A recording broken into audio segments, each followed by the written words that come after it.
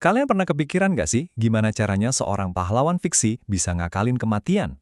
Nah, hari ini kita bakal bongkar salah satu momen comeback paling legendaris dalam sejarah sastra, kembalinya Sherlock Holmes. Jadi, ceritanya di tahun 1891, seluruh dunia tuh yakin kalau detektif terhebat di dunia udah tiada di air terjun Reichenbach. Dan kepergiannya ini ninggalin semacam kekosongan gitu loh di hati para pembacanya. Sebuah lubang yang bahkan penciptanya sendiri, Sir Arthur Conan Doyle akhirnya nggak tahan buat ngebiarin gitu aja. Pertanyaannya, gimana caranya dia bisa balik lagi dari kematian yang kelihatannya udah pasti banget? Dan ternyata, cerita di balik kembalinya dia tuh sama cerdik dan penuh teka-tekinya kayak kasus-kasus yang biasa dia pecahin. Oke, jadi di pembahasan kali ini kita bakal bedah semuanya lapis demi lapis. Mulai dari dunia yang percaya dia udah tiada, lanjut ke reuni super mengejutkan dengan sahabatnya, terus kita lihat gimana dia sebenarnya bisa selamat dari air terjun maut itu.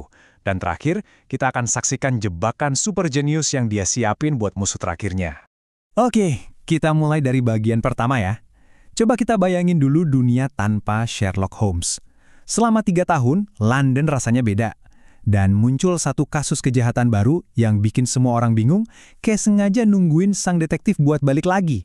Nah, selama Holmes tiada ini, di tengah kesedihan Dr. Watson, London digemparkan sama satu kasus kejahatan yang, wah mustahil banget, pembunuhan seorang bangsawan bernama Ronald Adair. Ini tuh tipe kasus yang benar-benar butuh kecerdasan Holmes.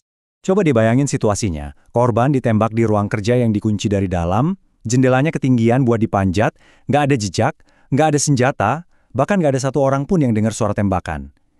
Ini tuh teka-teki ruang terkunci yang sempurna banget, kayak panggung yang emang disiapin khusus buat sang master detektif.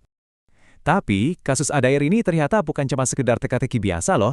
Tanpa Dr. Watson sadari, kasus inilah yang jadi pemicu salah satu reuni paling mengejutkan dan mengharukan dalam sejarah sastra.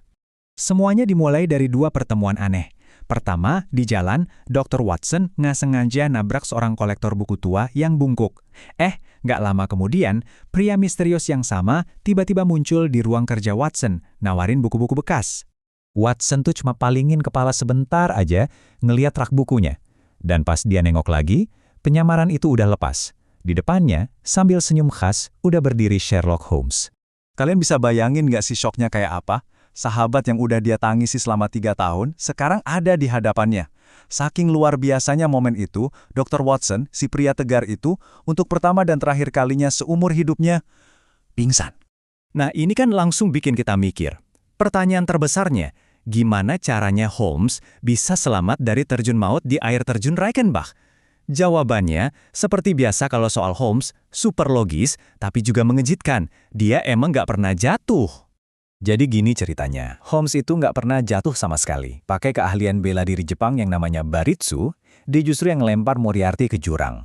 Tapi dia lihat ada anak buahnya Moriarty di atas, udah siap ngejatuhin batu gede. Setelah berhasil ngindar, Holmes manjat tebing dan saat itulah dia ngambil keputusan jenius.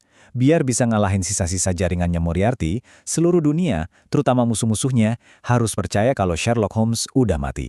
Maka dimulailah apa yang disebut jeda besar selama 3 tahun. Pakai identitas samaran, dia keliling dunia, dari Tibet sampai Persia. Bahkan sempat masih laporan intelijen dari Khartoum. Sementara itu, dunia nangisin kepergiannya. Cuma satu orang yang tahu dia masih hidup, kakaknya yang super jenius, Mycroft.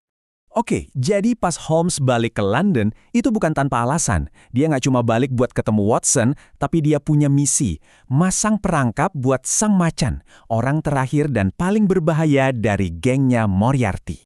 Dan targetnya ini namanya Kolonel Sebastian Moran. Dia ini bukan penjahat ecek-ecek ya, dia tangan kanannya Moriarty, orang yang nyoba ngebunuh dia di Reichenbach, dan seorang pemburu hewan buas ulung yang sekarang malah berburu manusia. Dari seberang jalan, Moran udah siapin senapan anginnya yang super senyap, ngincer siluet Holmes di jendela. Sang pemburu ini ngerasa udah pasti dapat mangsanya. Padahal, dia nggak sadar kalau justru dialah yang lagi diburu. Dan wush, terdengar suara desisan pelan pas peluru ngenain sasaran. Tapi yang hancur berkeping-keping itu bukan kepala Holmes, tapi patung lilin yang sengaja dibikin mirip banget sama dia. Nah, tepat di momen itu, dari kegelapan, Holmes dan Watson langsung nyergap Moran. Persis seperti kata Holmes sendiri. Rumah kosong ini adalah pohon yang aku gunakan, dan kau adalah macan yang aku buru. Keren banget kan? Begitu Moran ketangkep, semua misteri langsung terpecahkan. Holmes ngejelasin kalau Moran lah yang ngebunuh Ronald Adair pakai senapan angin yang sama. Kenapa? Buat ngebungkem Adair yang mergokinnya curang pas main kartu. Nah, dengan ketangkapnya Kolonel Moran ini, bukan cuma kasus pembunuhan Adair aja yang selesai.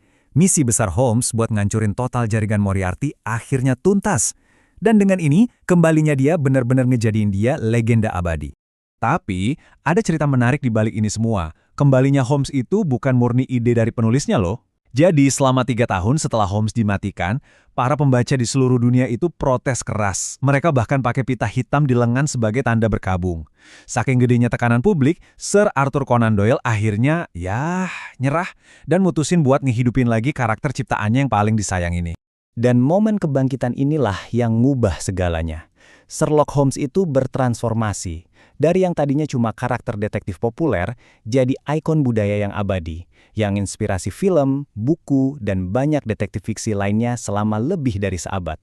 Ini semua ninggalin kita sama satu pertanyaan yang menarik banget kan? Apa sih artinya ketika publik sampai nuntut karakter fiksi buat bangkit dari kubur dengan semangat yang begitu besar? Ini ngebuktiin kalau cerita-cerita terbaik itu bukan cuma kita baca. Mereka itu hidup bareng kita, jadi bagian dari budaya kita, dan dalam kasus Sherlock Holmes, mereka bahkan bisa mengelabui kematian itu sendiri.